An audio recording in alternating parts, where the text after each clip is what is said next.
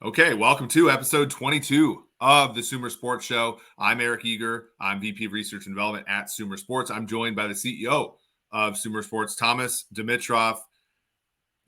One of your own got a general manager job today, or the last day or so. What is that? Ran Carthon, for those who don't know, it was recently hired by the Tennessee Titans to be their general manager. Last week last show we talked about Monty Ossenforth and how he got the job at Arizona. So we have presented with two interesting episodes in a row. Thomas, how does this? I mean, it's got to be surreal for you, man. One of your own trees getting his head job. Well, Ran is a football guy through and through. He was raised in a football family, and for those of you who don't know, his dad was a famous Mo Cart, who, if you guys remember Crunch Course, he was a Giants running back, tough hombre, tough ass through and through, and really, really good, really tied into that that Parcells tree. So Ran grew up around football. He knows football inside out. I had mentioned earlier when Ran came into us in Atlanta, and I was a general manager. It was our early year in 2008, my first year. He wanted to come over and work in pro personnel. We brought him into pro personnel, and he's one of those guys that you really didn't have to teach him a whole bunch. Of course, he had to learn the ropes and understand what was going on with how you pull things together as a pro scout. But at the core, there was not that. Usually, you have to teach a lot of the younger guys quite a bit. The other thing he was, by the way, and we can go round and round on Ran. Ran was encyclopedic. He loved football, like you. He loves football. He loves names. He talks about them. He not only knows the players that are the studs, he was very good about knowing, the high schoolers, the blue chippers coming up. So by the time they got 2 or 3 years in, man, he was already dialed into them, which I thought was very fascinating. And I really, really appreciated that with Ran. And Ran and I didn't have a ton of time together. He stayed with us from 2008 until I think 2011. But he had special football elements to him. And it's great to see. And he had some, like any of us, we don't always have a really, even trajectory up to the GM job. He kind of, was in LA for a bit, the Rams, and just kind of leveled off a little bit, and then got back into the saddle with the 49ers. And they think a great deal of him. And the last thing I'll say is he is a people person. So not only do the coaches like being around him and want to spend time with him and talk football with him, but the players do. And I'm not saying he's in any way, trying to kiss ass or hug up to the players. Far from that. He just has a mutual respect and treats them right.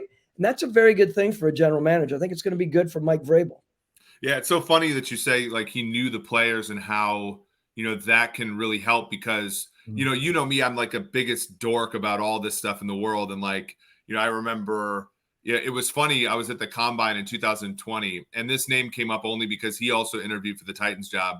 But I was in, when we were at Pro Football Focus, we had, 10 meetings a day with teams. And Buffalo came in, and they sent Malik Boyd in were our meeting. And I remember I shook his hand. He's like, "Hey, I'm Malik Boyd." And I'm like, "Oh, you played for the Vikings in or the 90s." He goes, "Dude, I played for the Vikings for one season, and I was like a nickel corner. I have no idea how you remember that." And then like me and I just like talk ball about like various things, and you sort of, the closest, the fastest way to somebody's heart is to talk about them. And so, if you have that kind of knowledge, of course, you can sort of learn things, because obviously people open up more quickly if you know that. And if Ran had that, he might have been able to, learn more quickly and stuff like that. And that, of course, that's how you tap in, because this is a people business, and, people have experiences, and a lot of them are willing to like let you in on them. Obviously, if you show interest in who they are, and if you know something a little bit about their history, that can be the easiest way to it. Thomas, when you were his boss, where, like, when you were looking at, were there any, you use this phrase a lot when you talk about people that you respect, like this, did he have a way about him? Was there a way, where he kind of conducted himself where you're like, oh, that's going to be a leader someday? Or was it slower? Did you know it right away? Was it surprising to you that he's made it this far after he left the Falcons? I know that 49ers team has been very successful, and he's clearly played a part in that and had his accolades that way. Eric, I think to answer your question, I've often thought, okay, how quickly do we realize someone has special attributes? I've heard this line, the chops to be an NFL full-on leader as a GM and a team builder. It's not like you can figure that out right away, but very quickly on, you realize the passion for the game, of course. You think about how they conduct their business. When you say a way about them, the way they interact with people.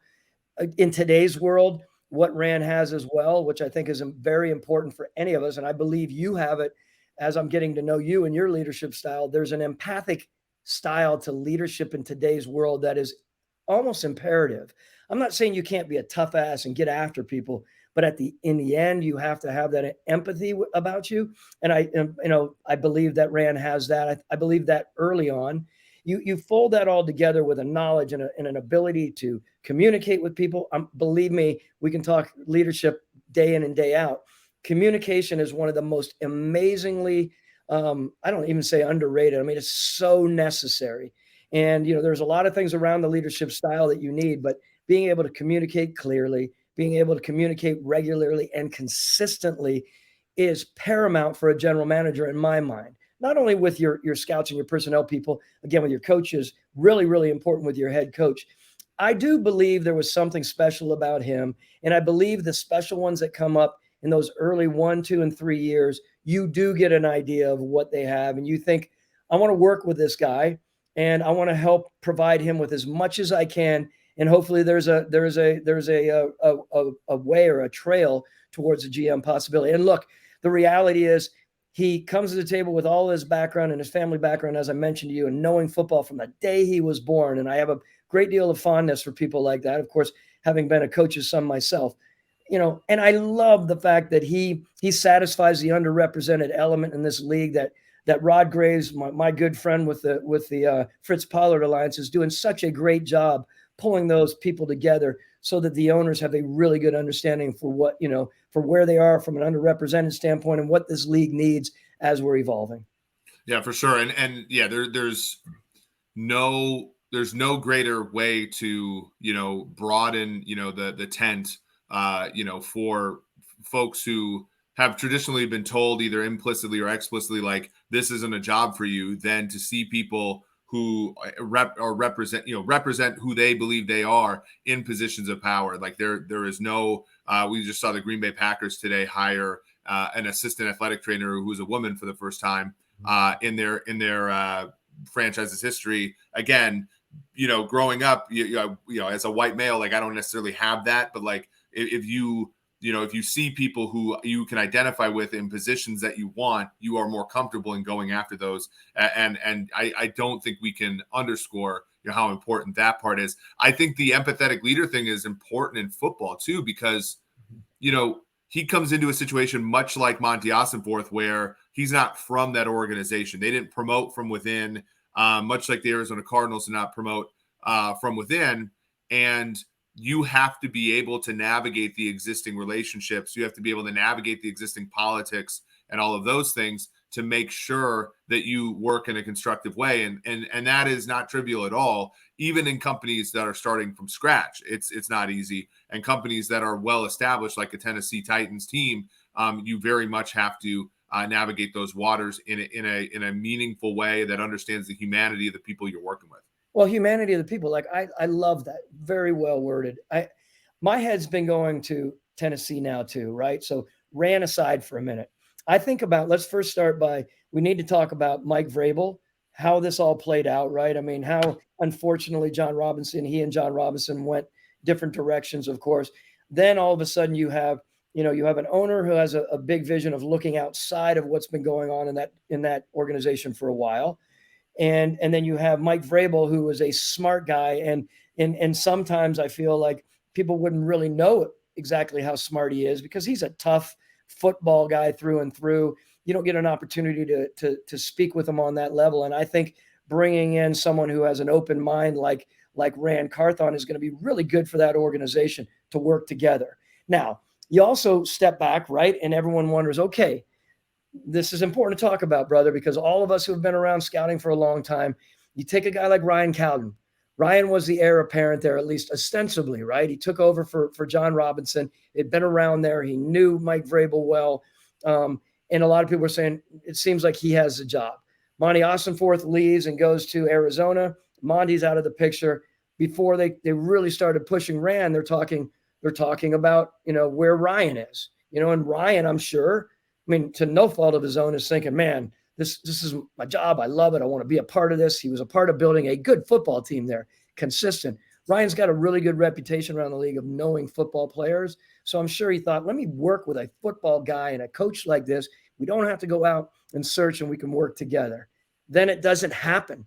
Think about that. That is rough, right? You have two people now leaving, two really important people who are leaving the John Robinson quiver. Who is left in that group? Who stays? Who does Ran Carthon keep? Let's talk about this a little bit. That's important, right? Ran comes in. How many people can he bring from San Fran? Probably not many. You can't bring people normally on lateral moves. How many people do you keep from the Titans paradigm? And who wants to stay with you as a new guy coming in? I have my little stories about it. There's some funny stories about it. When you come in as a GM in that first few days and you start, putting your fist down and having some strong deliveries to everyone, it's a really interesting thing to talk about. So there's a lot involved here. Well, and it's funny. I was like, it came up on, it sounds stupid. It came up on my Instagram the other day, this TED Talk where a woman was talking about this very problem where, once somebody internally sees themselves in a role that they, I mean, even if it's not real, and in this case, it looked like it was real, but even if somebody starts imagining themselves in a certain role and they don't achieve it, it's really difficult to sort of go in a different direction there. And that is something to think about when you hire somebody from the outside. Is you're not only adding, but you're probably subtracting. And the question is are you willing to subtract there? We have a good question here from Frazier, who is one of our loyal listeners. Do you think Tennessee should be in rebuilding mode considering their recent form, or is this season more of a misfortune? Do you consider them a potential contender? Like, this is a really good question. And maybe this move to get Ran Carthon into place is more saying, look, like, we had a bunch of great years. I can't remember exactly 4 or 5 straight seasons with a winning record, 2 straight division titles. And yet at the same time, it might have been time to sort of turn the page and start a new chapter in the Titans. And obviously we've talked about numerous times on this show, Vrabel is a fantastic coach who deserves to stay. And maybe this is a move to signal we are starting in a different direction from a front office standpoint. But that is tough because that means that people who have been in your building, who have been parts of division titles, playoff wins, AFC championship game appearances against Kansas City, and all of those things, those people ultimately have to go, because the reality of the situation, Thomas, is probably that he might want to go to a lateral move to a different team before he'd stay in his current role with the Titans.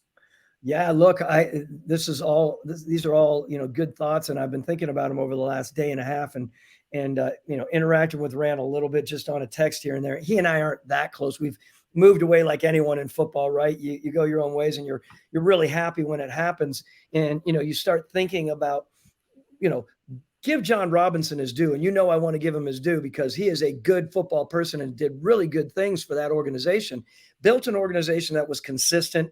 There wasn't a whole bunch of glitz and gleam to it, of course. I mean, they had some good players, don't get me wrong. But of course, they were consistent and they dealt with things. Credit to John. And this is not taken away from Mike Vrabel. I think Mike Vrabel is a very good football coach. But John Robinson was very good. My point is, they're not replacing Ran Carthon's not coming in replacing a lackey at that position, man. I mean, Mike Vrabel, in my mind, has hit the jackpot in a sense. He had a really good football person with a really good owner who gives them their due. And now he comes in with another guy who is replacing John Robinson as a really good, stout football person at the core. Time will tell, of course, how the decisions are made, of course, because no one ever really knows that. The idea that you're talking about, how they're going to build and what their approach is going to be, and Fraser's question, what will they do? Of course, they need a quarterback. Of course, where are they picking right now? Do you know off the top of your head? I believe in the top 10. Okay. Yeah. So it's their point right now to make some big time decisions. I think Mike will be ready to do that. And I think Ran knows about that. Ran's been in a building that has picked in the top 10 quite a bit, right? I mean, there was a wave there when San Fran was not doing well, where they were doing some big things there, right? So he's been around the acquisition of stud players, and he knows about that, and he knows how important that is. Yeah, the Niners have accumulated a lot of talent. I will say John Robinson had to make a tough decision during his time as the GM of the Titans when they moved on from Mike Mularkey, even though that football team won a road playoff game in Kansas City to move on to go to Mike Vrabel. So he has not been a bystander in his own, not a, I call this, this is my new phrase. He has not been a spectator in his own football life. Like, he has made his own moves. And, ultimately Vrabel ended up becoming, more powerful in the situation. But, I think a lot of front offices would have stuck with a Mularkey after a 9-7, playoff win. But ultimately he moved on to a different coach, and it did good things for the franchise. He certainly is not somebody who was a bystander at all. So that is good that you point that out. I think it's interesting. I want to, because we do have a really good question here from Jim Monk, who says, could you see the Titans going more analytical and trying to poach people from other teams like the Eagles or Browns who are more analytical in their approach? We're not splitting an atom here when we say that the Titans have, the reputation for not being as analytical as most teams. But that doesn't mean they're that far away, as we talked about. You can go to our last show, the Sumer Sports Show, episode 21, for a discussion on that. But I want to take this kind of separated into two parts, because you were a general manager who was once a scout, right? An evaluator. You were director of college scouting. You did all kinds of like evaluator things. You get into that chair, and we're finding this out in our own business where, somebody like me who's been a data scientist, who's run analytics departments, I can't do all the data science anymore. I have to delegate. I have to be a decision maker more than I have to be a data scientist. How hard is it as an evaluator when you get into that chair not to want to make every evaluation yours? And can analytics be the helper for Ran that makes that change less of a transition than maybe it was for you when you started out, where analytics weren't really a part of the game at the time? Wow. Good question. Yes, it's complicated. When you've been the guy as a, let's say, a regional guy, you own your area, right? You own your region, and you're the go-to. Head coaches, GMs are looking to you, right? There's an element of ego, call it the way it is, at whatever level it may be, especially in that lower rank and file area. And as you climb through in the NFL, you start realizing you have less and less, you're less and less apt to know the ins and out of every player. You've taken pride to get there, right? So when you become the director of college scouting, you basically reach the top of knowing everything about the college world, and you love it. It's a great feeling. Now the next step up, right, is tough. You're no longer an expert in your area. You're no longer know everything about college scouting. You have to understand about pro personnel. You have to understand about, the financial side. There's many things. I'm talking about as you become an assistant GM and as you're moving up. When you finally get that GM role, man, that is a complete diversion. It's just very different.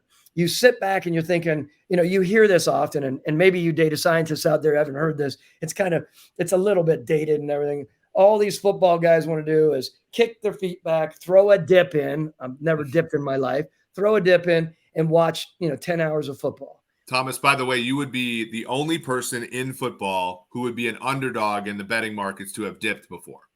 I would put you as an underdog, just knowing you and your commitment to health and that kind of thing. But yeah, the otherwise it's a better than 50-50 shot for most football people. But yeah, but even let's take a step back and talk a little bit more about what management is in general, right? The fact is I always said this, and I was naive at the time, but when I was a college professor, they would hire you based upon the papers you published, based upon the grants you can get, based upon your I mean this in the most humble way possible, but you're genius, right? And then you go and become a college professor, and you're teaching, right? You are serving on committees. You're giving you're a expert witness to trials. You're doing all these things that are different than the primary research you were doing when you were in graduate school and a postdoc and everything. And I always lamented, because I always fought back and said, I continue to write papers late into my career, because I was always like, if I reapplied for my own job, could I get it? And I was like, they hire you for a different reason than you're here. right? Like your job is different. And, that's a little bit naive because I feel like that's almost every industry. Rand was hired because of his prowess as a scout and as an executive, not being a GM.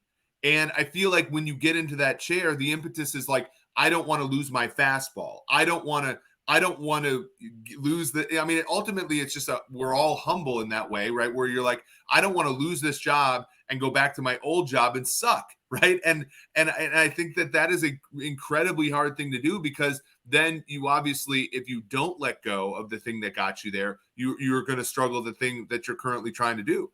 Well, a perfect analogy. I mean, you get that job, you go there, like you said, because of your evaluation prowess. Most everyone, not Howie Roseman and not Mickey Loomis, right? And two of the best in the league, of course. They came at it from a circuitous way, and Brandon Beane, quite honestly, circuitous, and then got into the football and learned more and more and are very adept at what they do. When you're talking about the pure football guy, the evaluator, Rand comes to the table as an evaluator, and where he's going to be evaluated moving forward is not always the pure evaluation of the players. He's got a personnel department around him. He hopefully has the right personnel directors and the right assistant GM. He has a head coach that's going to work with them on the type of players they need, which is very, very important. He's going to be evaluated on, in my mind, the big decisions that are made. And believe me, I have a very strong feeling about this, as I do. He's also going to be evaluated on the quarterback situation. They have a quarterback decision to make. And I said this the other day, and I'll say it again, and I said it recently on a media play about Rand. GMs are evaluated come hell or high water on their ability to acquire and maintain a very adept coaching situation. It is a massively important thing. You can hit on O-linemen or hit on running backs and blah, blah, blah. But if you don't hit on the quarterback and you don't have a feel for the quarterback, all of a sudden there's a want element to it and element to how you're perceived, and you start falling down. Now, my feeling is it's not all about the quarterbacks, but we all know how important it is. And big decisions along with quarterbacks, big decisions for general managers, for Monty Austinforth, for Ran Carthon, for Kwesi Adolfo-Mensah, as well as who else is new. These new 1 and 2 year GMs, everyone, this is big time. They got in and they look shiny. Now the rubber hits the road. How are they on these big decisions, big free agent decisions? How are they about helping to hire the coaches? How are they about even things as far as what decision do they have and how are they going to put together their football and athletic performance department? I mean, if you can keep people on the field and keep them healthy, well, that's a very, very strong feather in your cap as a general manager as well. So what I'm saying, a lot of things here, man. It's not just about evaluating more, and I'm sure Rand will realize that quickly. Yeah, absolutely. And I think that you bring up such a great point of like, this isn't perfect, but a football team is about 4 leaders, right? It's the owner, it's the general manager, it's the head coach, and like it or not, it's the quarterback. And, the general manager is tasked in many times with acquiring one of those people, oftentimes 2 of those people. Mm-hmm. And, that can be a difficult thing because as we saw in Tennessee, you can acquire both of those people. Robinson got Ryan Tannehill in a trade for a 6th or 7th round pick and hardly any money. And that guy can, basically outshine you. And the head coach can outshine you. As we said, he replaced Malarkey with Vrabel, and it ended up being something where it ultimately, because of the power struggle, was one of the reasons he had to go. And so that can be tough. And it's also tough because as a scout, you get in the weeds. I mean, it's your job to get the left guard. It's your job to get the nickel corner, and it's your job to get the right tackle. And all those things matter. And you need every stone turned on those players. But ultimately, you have to, as the general manager, it's really about the decision, what you do with your number 1 draft picks, what you do with your quarterbacks. And that is you're on a different level as far as the decision-making goes on those, because you're more in the trees than you are near the roots. That's right. And if I can interject before we move on or wherever we're going to go next, please make sure you understand me. You're not losing that. If you're hired as an evaluator and you're a damn good evaluator, that's where you need, in my mind, in our mind, hire, Sumer Sports to augment your abilities and continue to take yourself from being, really good at what you do to help you with those decision-making elements that are big. But I will say this, if you're a football guy and an evaluator at the core, you're never going to lose that, right? So what happens sometimes is you may not spend, hours and hours with the proverbial dip in your mouth watching, 10, 12 hours a day in 10 or 12 videos, game videos of people. You're much more adept at the sort of, what do you call it? What's the book called? Snap Vision, Blink. I'm not saying people are blinking, but you're more, you're not watching again 12. You may be watching 2, 3, or 4, and you may be having discussions, videos. You may be having discussions, but in the end, you're going to want your checkoff. That's why you're there. With GMs who turn it over to people within their building, and all of a sudden things start going awry, there's nothing worse than looking yourself in the mirror saying, I did not put my final touch on building this team and on the evaluation of these players. I will say that it might sound a little harsh or heavy-handed. It's changed a lot. I would never, or very rarely would I go there acquiring someone in a really important acquisition, never put my eye on it, never put my strong opinion on it. As a general manager over the 13 years in Atlanta, I could not do it. Not because I didn't trust people, but because I needed to know what we were bringing in and how we were bringing it in. Yeah, and I think I think some people will bristle at that, but I think ultimately your strong opinion changes its shape when you're in different parts of the organization. So it's not like you're going to go in and actually watch 80 hours of film on every free agent. You would never make a decision if that was your process, because it would be too slow, but you would go through and make sure that the processes that are underneath you are firm, and that, I think that anybody in a position of leadership feels that way. So by the way, as we transition to the Broncos, we have a good question. Will Tej Seth ever join the show? His podcast is great, by Cartonzis. He will eventually join the show. We do have, just to reveal a little bit, an on-air production meeting for our great listeners here. We have many people at Sumer who are lining up who want to join the show with Thomas and me. I think Tej, it might be one of those where last in or first in, last out, or something like that, where we get the Paul Sabins and the Sean Clement on. Probably Paul Tudor Jones actually would be the first guest that comes from Sumer, but we will eventually get him on the show. But he's been a delight. I've already talked to Thomas about how productive he's been in just 2 days here, so I'm really excited to get him on the show.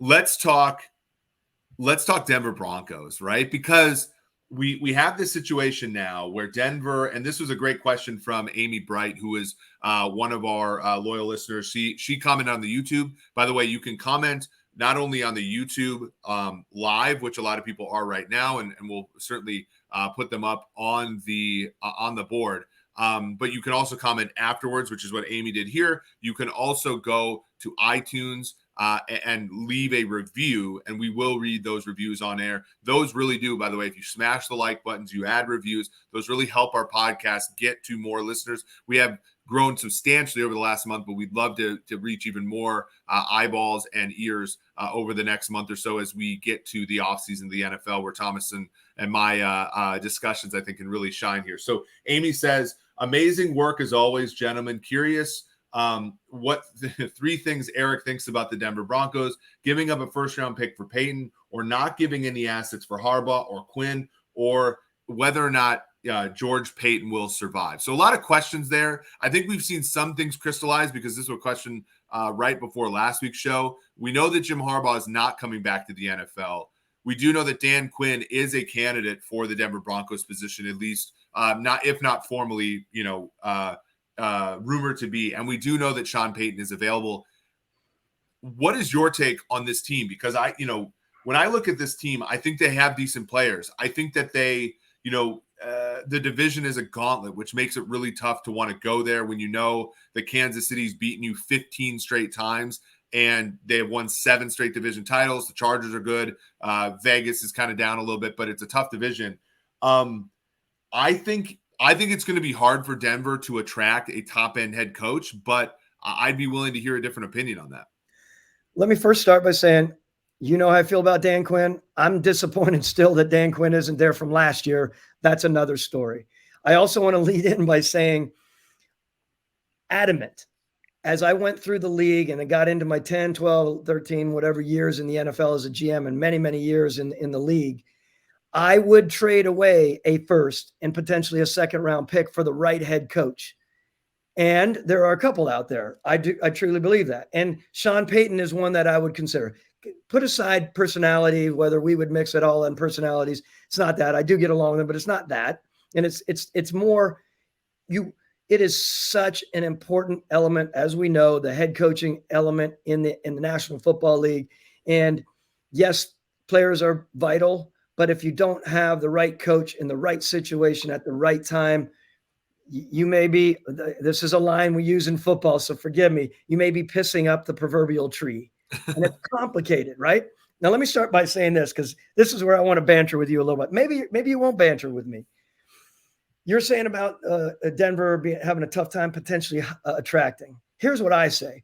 Sean Payton, let's put Dan aside respectfully for a minute, and of course Harbaugh or whoever it is, and let's talk about Sean Payton. Sean Payton leaves New Orleans, and he goes out in the media, right? Sean Payton is a high flyer, man. Really, really good football coach, like I said. Excellent. He's in the middle of everything. He loves the limelight in the way that he loves it, meaning he doesn't shy away from it, right? Start with that. He's great friends with Jay Glazer, and Jay and I we all get along. Jay, they fly high. They're strong people. They don't back down to anyone, right? Their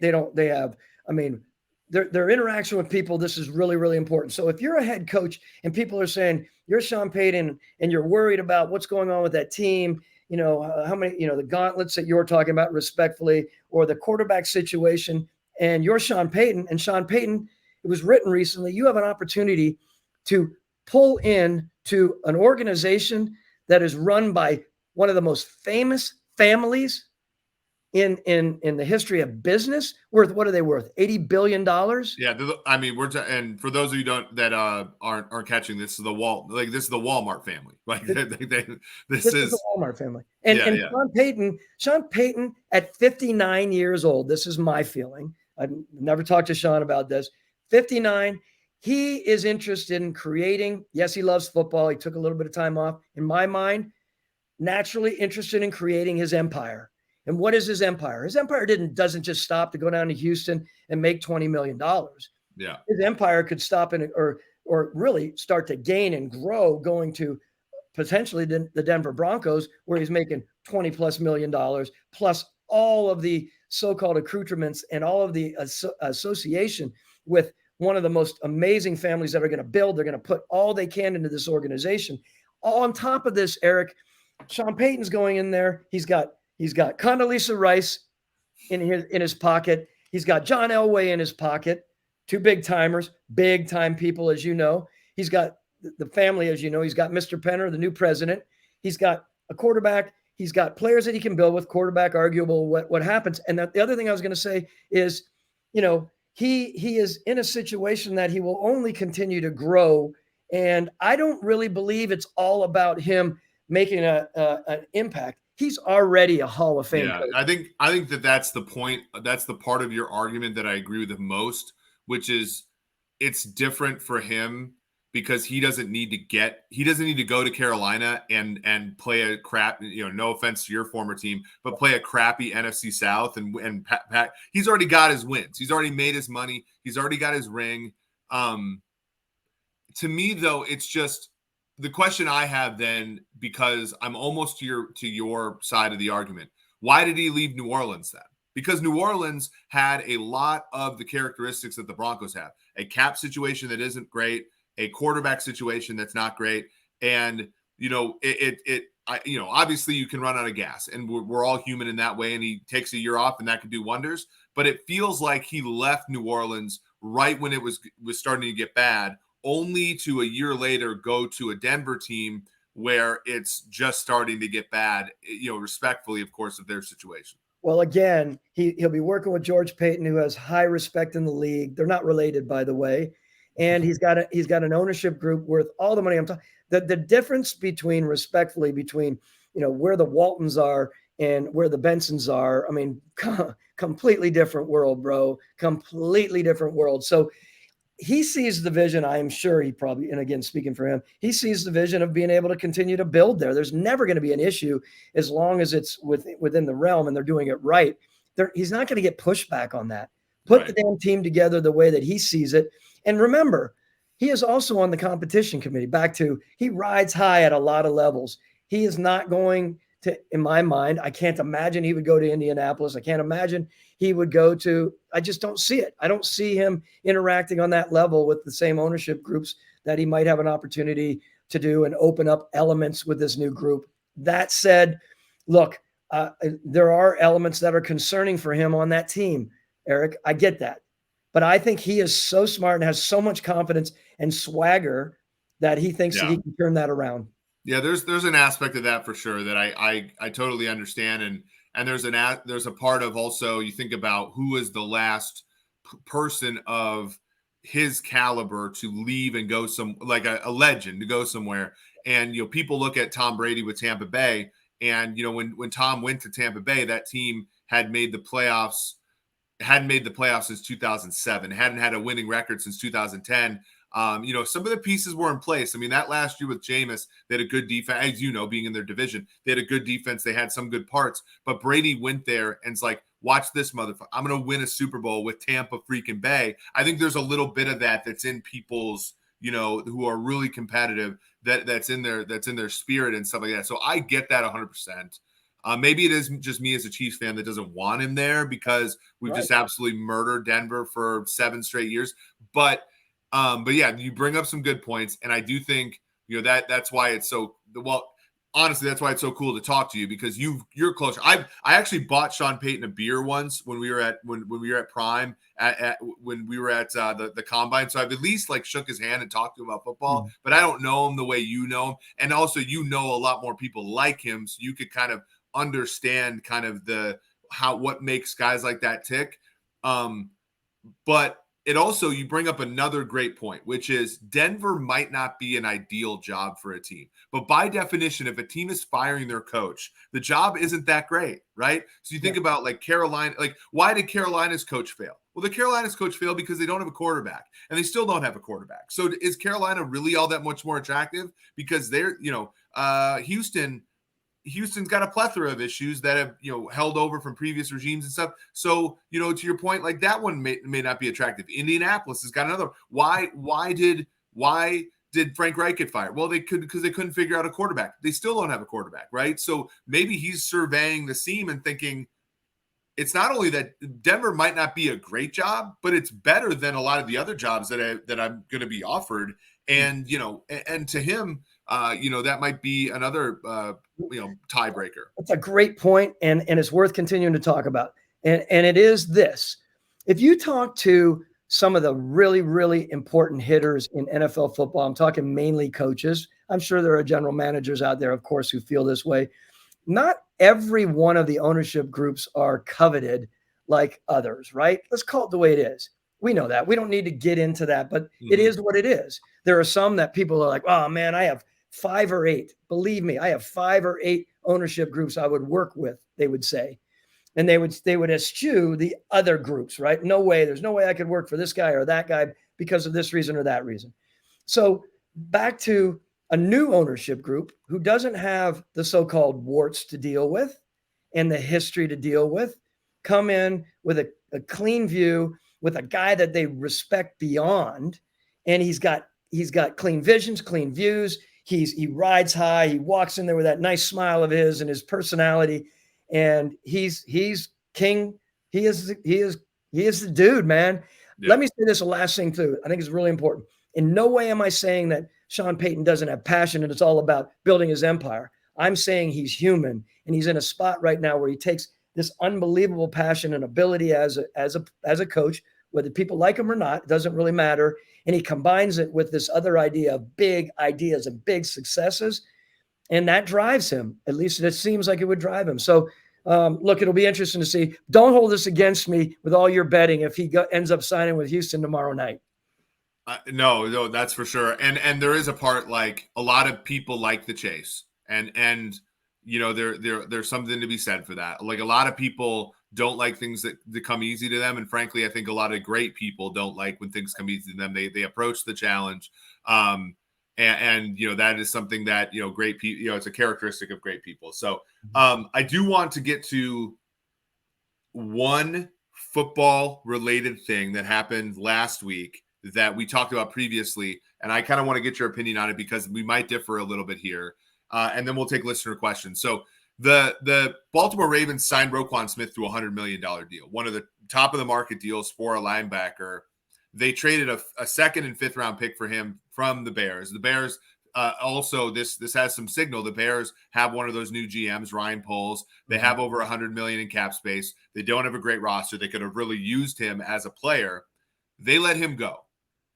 The Ravens, who, I'm not breaking any new ground here. The Ravens are considered, if not the top, one of the top 2 or 3 analytically driven teams in the league. Linebacker has traditionally been a position that has been undervalued by teams that deploy analytics more than other teams. They did it. CJ Mosley was a 3 or 4 time All-Pro for them. They let him go in free agency, right? Instead of signing him to a big deal. Does this represent a significant change in what the Ravens want to do? Is there something that the analytics folks, namely me, are missing in this? Or is this just one of those things where you trade for a guy, he plays well above expectations, your defense is amazing relative to what it was before he got there, and you just have to reward the guy, because otherwise you're sending a signal to the rest of your locker room, especially in the situation that Lamar Jackson and them have put themselves in, where you have to send a cultural message to your locker room that says, if you play well, we will pay you. All of the points that you mentioned are exactly what it is. I think it all folds in. And when you look at a guy like Eric DeCosta, and you have a great deal of respect for him, not only because of his football understanding, but his fact that he's open-minded to, really dealing with data and open to, having people like David McDonald rocking and rolling there, who's doing a heck of a job, and other people that there well, of course. Let me start by saying, personally, I would say it's when you have a linebacker there and you're an organization that has lived off of a linebacker. I'm talking about Ray Lewis, right? And you have guys after that who have presence, and they just never reach back to what that guy was. I'm not being insulting at all, the people that they've moved on from, but Ray Lewis was the dude back to being a dude. This guy comes in here at 25 years old, right? As you said, tough, athletic, fast, smart. He just has the presence that they can now build off of. Little aside, Atlanta, we tried to build. We wanted a linebacker come hell or high water. We brought in Sean Witherspoon and thought he was going to be that guy for us, and he never rose to the occasion. And it was, unfortunately, no disrespect to him, he got injured, et cetera, et cetera. We never had that. For the Ravens to have a view like this, using analytics, of course, but using that acute eye as well that Eric DeCosta has, saying, I'm going to bring a guy in from Chicago that they're willing to get rid of. What they get rid of? You said a 2 and a 5 as well. 2 and a 5. Yep.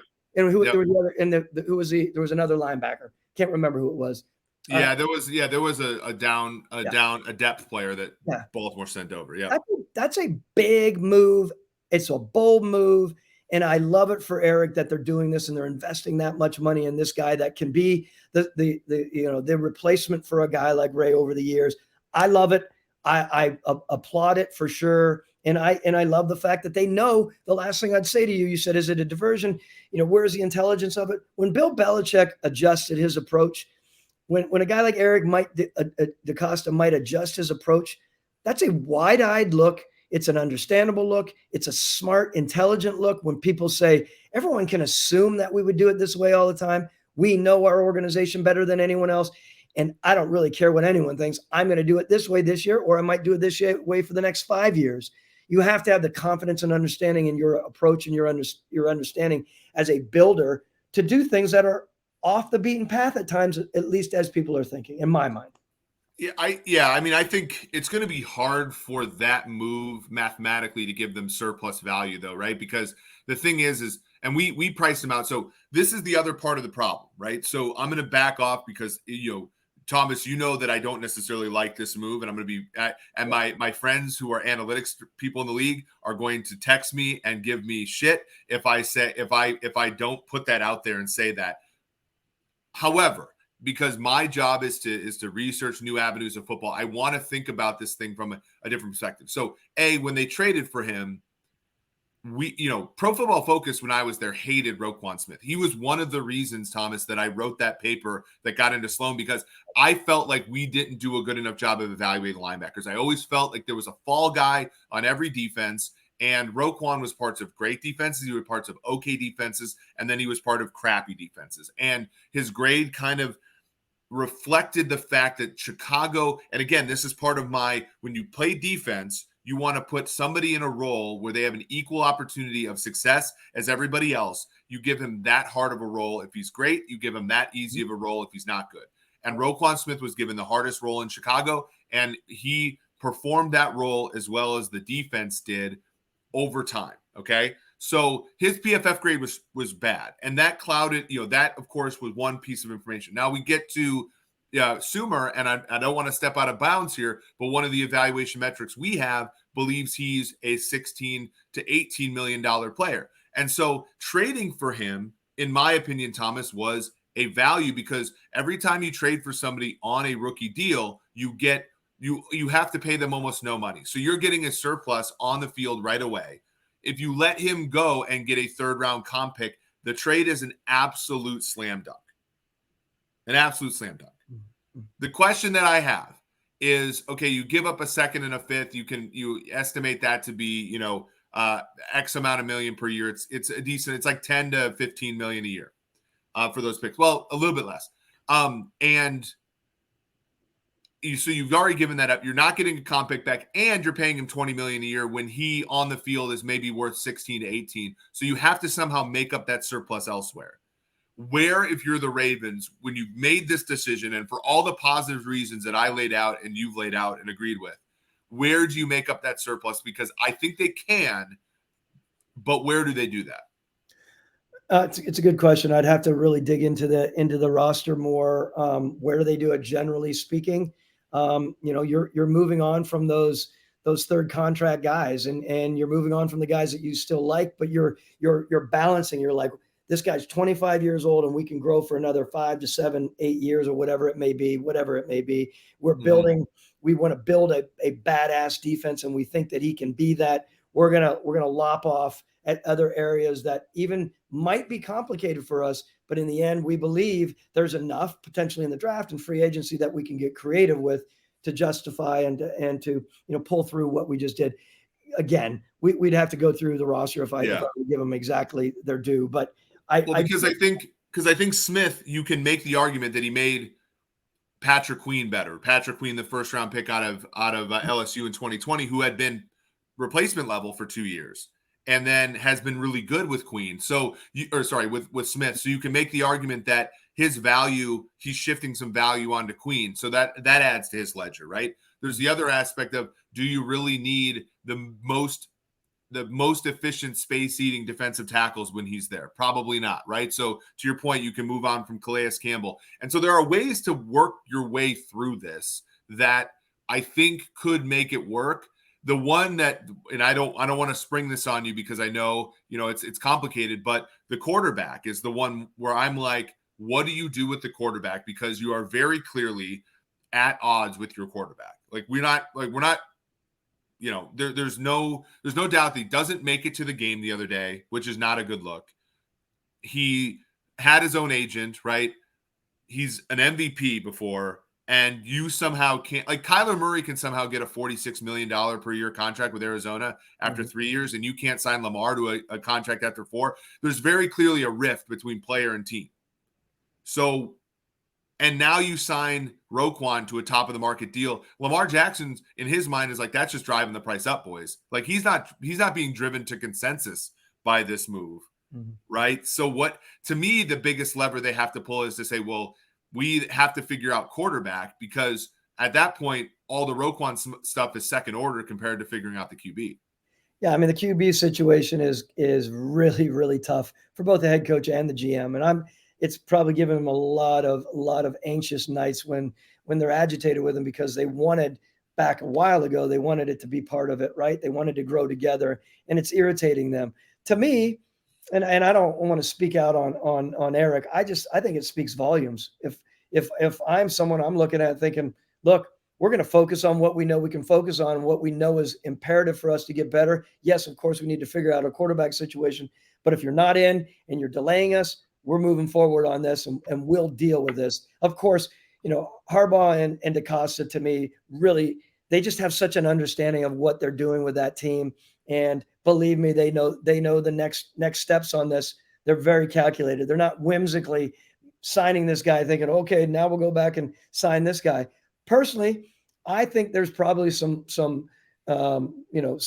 evaluation of the quarterback situation where they're like, I wonder if it's really worth $40+ million in our world right now. There are other up and coming quarterbacks potentially. They might have a creative idea of how they're going to get there. So I look, believe me, I just think it's to me, it speaks more on the fact that, hey, we're moving forward to take care of building this team. If you're not in, we'll deal with it. And I think they have a plan. Yeah, for sure. And it's so hard because he's an MVP. Like, these are things that make football so hard, right? Because he's an MVP. He's what you would call a pillar, which I agree with. But at the same time, if you can't sign him, like the quarterback deal, as you know, you have to. And this is, I bring it back to like Kirk Cousins with Minnesota. The reason the Vikings can't win with Cousins is not because he makes too much money, but because his deal is too short, and you can never spread the thing out and really plan around him, right? The reason that eventually the Raiders were able to have success with Carr was his deal was expensive at the beginning, but it was cheap at the end. You have to be able to, if you have a quarterback and, the Prescotts of the world and the Staffords of the world, you have to be able to have a long enough contract to be able to move money around to fit your team needs. And if you're always going year to year with the 5th-year option and the franchise tag and everything, you can make it work, but you don't have a ton of flexibility. And in this Ravens roster, because of injuries and because of, the way that they play, you need flexibility, and they need to get Lamar under a contract, or they just need to go back and say, well, there's a lot of teams in the NFL, the Jets, being one of them, that need a quarterback. You could probably sell him off for a decent amount of draft capital. And then you're getting back to the Roquan thing where all that draft capital you gave up for Roquan Smith, you get back and then some with Lamar Jackson. Maybe you're in a better place there. So I just thought I'd bring that up because I knew we would kind of disagree on Roquan a little bit, but I do want to see it from your perspective, just because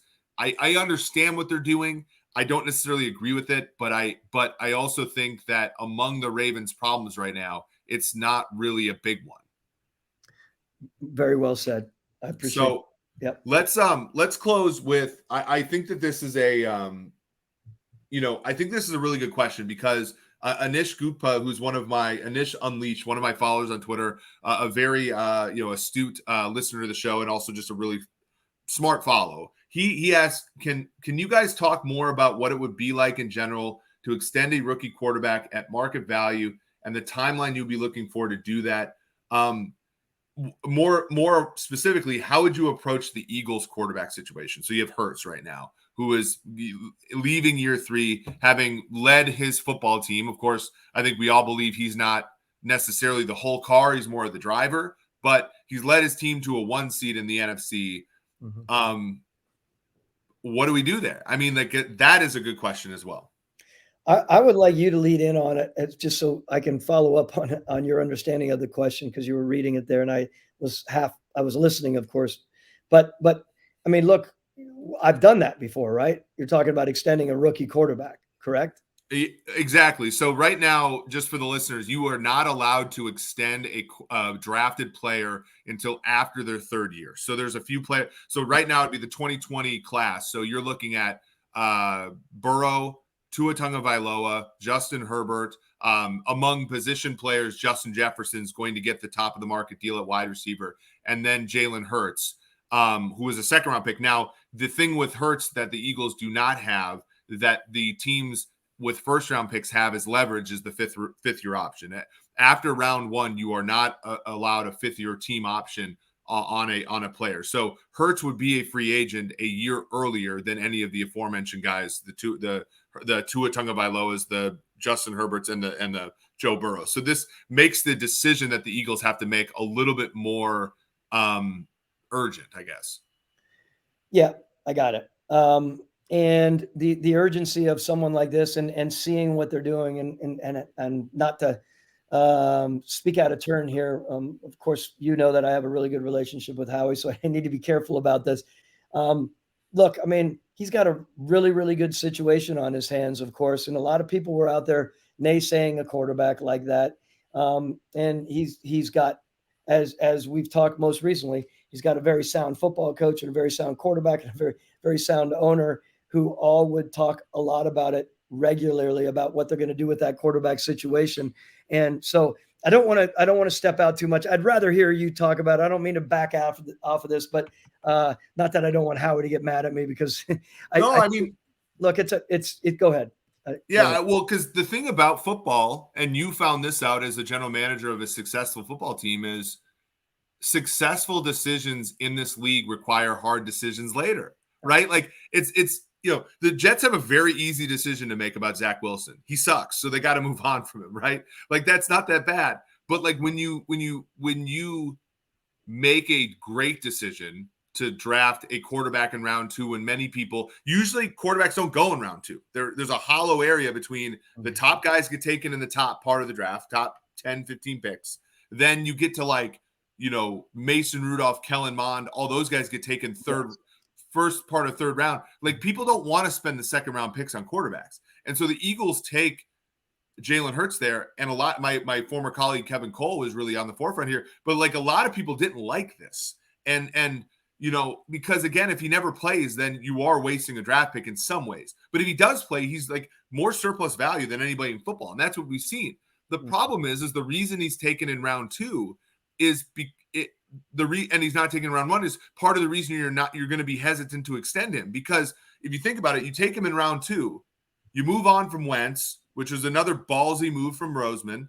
You move on from Wentz, you play him. He's at such a surplus that you can go and get AJ Brown. You can go and get James Bradbury, Darius Slay, Hassan Reddick. I'm Chauncey Gardner-Johnson in a trade. You build this freaking team up, but that comes with you're going to have success, more or like. If he's not a disaster, you're going to have some success. But it's going to bring you to the hardest problem in football, which is when a guy has success, when you can surround him with talent because he's cheap, does that imply that you can have success with him when you can no longer surround him with talent? And we've seen that in Kansas City, right? Where Mahomes, Mahomes' first deal, they gave Sammy Watkins 3 years, $50 million, right? Like they could spend like sailors because Mahomes was making nothing. You had to be able to see what Mahomes did with all the resources and try to extrapolate what he would do without any of the resources. And that is a hard problem. Now, Mahomes, of course, has passed the test. Not only have they let Watkins go, but they traded Tyreek Hill and, their offensive line isn't quite as good. Hurts, I think both of us, I believe. I think Hurts is a good quarterback, but if you did not surround him with amazing talent, you would be wasting your money, in my opinion. If you gave Hurts the $40-50 million deal, I think you would regret it. So I think, back to Patrick Mahomes, like you said, he's earned his stripes, so to speak, and he's proven what he's worth. And I think that has to do, I was talking to someone today on another level about that, and they realize his versatility. Just like I think it's going to be up to Philly to realize what the versatility is for Jalen Hurts. With the versatility in Kansas City, they realize that they can surround and get creative with how they surround him, because he's not a one-trick guy, right? At all. Mm-hmm. And so we realize that you can get really creative, and sometimes you can pull down money, you can get rid of guys and make big moves, but he can still thrive. They're still trying to figure that out, I believe. I think he's done a good job, like you said, and he's a good quarterback. How versatile is he? Can they adjust it? Again, what Howie's done is he's done a really good job surrounding Jalen with a lot of really talented people. I mean, look, I look back on it and I believed it from watching Bill Polian do it, doing it in Indianapolis. I believed it with Matt Ryan. Surround those guys with the right players, but you can only do it for so long from a money standpoint, to your Yep. point. So it will be interesting to see how it plays out. It's not an easy decision, I get, what you would actually pay him. Yeah, and the biggest problem is there is no middle class quarterback contract, right? So that's the hardest one. If you could, and maybe that will be what we see this offseason. Maybe that's an evolution. Maybe that's something that our algorithm at Sumer will support. But there's no historical precedent for it in the data right now. There is rookie deal quarterbacks and there are starting quarterbacks, and there's a little bit of variation. But I will say the difference in salary between Mahomes and the lowest veteran guy making veteran money, that difference in salary is much smaller than the difference in talent. And that is where teams like the Vegas Raiders go to die. That is where teams like the Minnesota Vikings go to die, where their quarterbacks are very good players, but the difference between them and the truly elite guys in talent is much bigger than the difference in salary. And that's where the teams like the Bills and the Chiefs have you by the balls, frankly. And the only way that you can overcome that is by starting over at quarterback, which I know a lot of owners don't want to do. And that's what makes the life of a general manager incredibly hard. So this was fun, Thomas. I really enjoyed this. We are going to be back on Monday with talking about interior offensive linemen. I really had fun talking about tackle with you. If you want to go to @SumerSports on Twitter, I've been posting clips of our podcast. Please, as I said at the beginning, smash the like button, subscribe, rate, and review on all your favorite podcast platforms. We will continue to bring you guys, hopefully, the best football podcast there is. I've really enjoyed this greatly, and I enjoy interacting with you guys all the time. So for Thomas Dimitroff, this has been Eric Eager, and this has been episode 22 of the Sumer Sports Show.